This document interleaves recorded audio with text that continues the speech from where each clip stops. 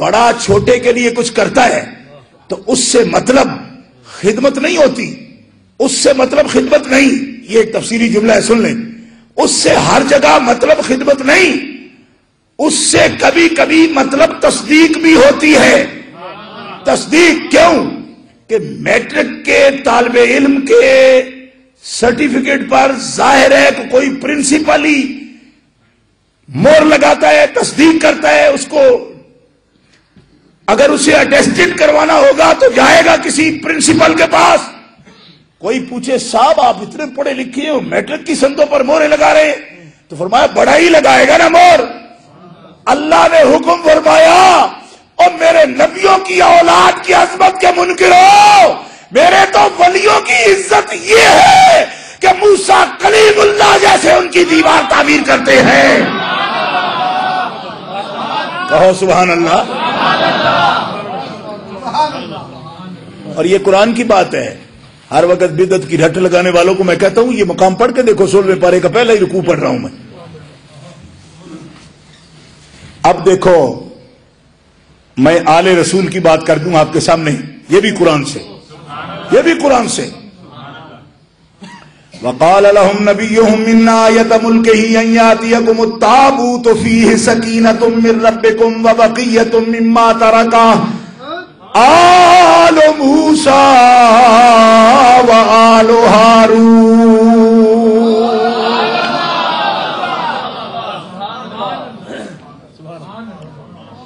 اور لطف ہے تحملہ الملائکہ، تحملہ الملائکہ، زور سے کہو تحملہ الملائکہ۔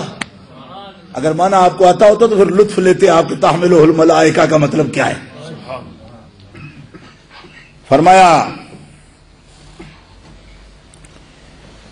بسطۃ فی العلم والجسم، بادشاہ اور اس کی بادشاہت کی دلیل کہ تابوت سکینہ جو بنی اسرائیل سے عمالقہ چھین کر لے گئے تھے وہ بھی اس بادشاہ کے پاس پلٹ کر آئے گا، اور اس کو تائید الہی کی یہ دلیل ہوگی کہ اتنی بڑا تبرک جو چھن گیا تھا ان کی بدعملیوں کی وجہ سے وہ بھی واپس لا کے دے رہا ہے۔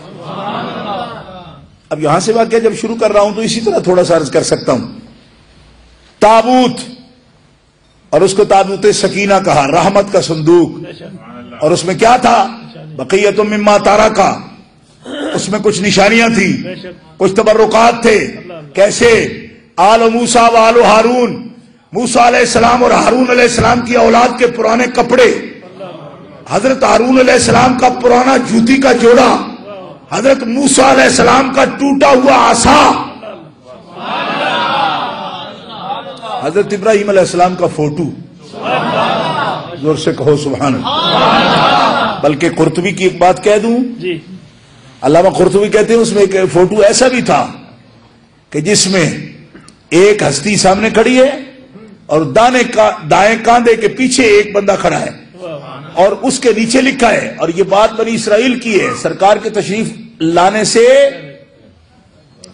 سینکڑوں سال پہلے کی بات، فرماتے ہیں پہلی تصویر کے نیچے لکھا ہوا تھا کہ یہ خاتم النبیین محمد رسول اللہ کی تصویر ہے، اور دائیں کاندھے کے پیچھے جس بندے کی تصویر تھی اس کے نیچے لکھا ہوا تھا کہ خاتم النبیین محمد الرسول اللہ کے یار غار ابو بکر صدیق کی یہ تصویر ہے۔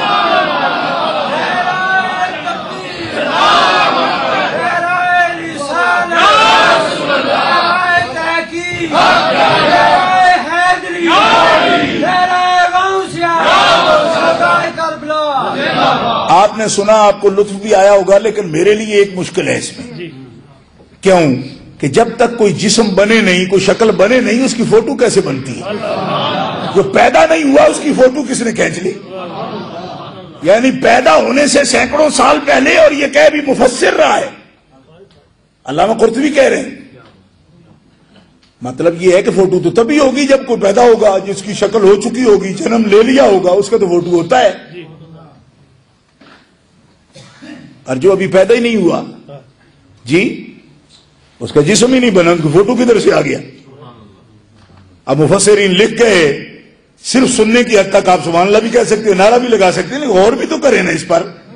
معلوم ہوا کہ جو فوٹو پیدا ہونے سے بھی پہلے نقوش کو واضح کر دے، اس کے منصب کو واضح کر دے، صاحب تصویر کے منصب کو بھی واضح کرے، اس کی شکل کے رسوم و نقوش کو بھی واضح کرے، وہ ان کیمروں کی کھینچی ہوئی نہیں ہوتی، وہ قدرت کی تصویر ہے، اس مصور حقیقی کی بنائی ہوئی تصویر ہے جس نے تابوت سکینہ میں بھی وہ رحمت و برکت پیدا فرما دی۔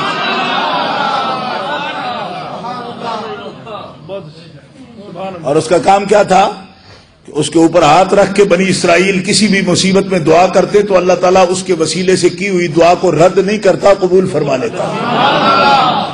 بس واقعہ مکمل ہو گیا۔ اور اس صندوق کی شان یہ ہے کہ اس میں ہے کہ پرانے کپڑے، جوتیاں، جی اوپر کے حصے میں یہ تصویریں تھی، حضرت ابراہیم علیہ السلام کی بھی تھی اور سرکار کی بھی تصویر جو میں تفسیر کے حوالے سے پیش کر رہا ہوں۔ لیکن اس صندوق کو کون لایا؟ عمالقہ سے بنی اسرائیل کے پاس کون لایا؟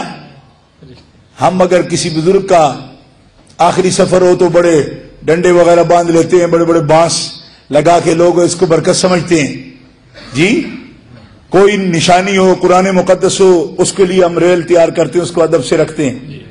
اور یار لوگ تو کیا گلہ کریں ان سے، آپ تو کہتے ہیں کہ صاحب ملوک کو بھی مان لیں، وہ تو قرآن شریف کو بھی پیروں پر رکھ لیتے ہیں۔ اب جن کی عقل اتنے ٹیڑھے ہوں ان کو ہم سکھائیں کیا؟ کبھی دیکھا ہے جا کے قرآن شریف سے کیا سلوک کرتے ہیں وہ؟ جو اس قسم کے ہوں ان کی باتوں پر اعتراض بھی کیا کریں؟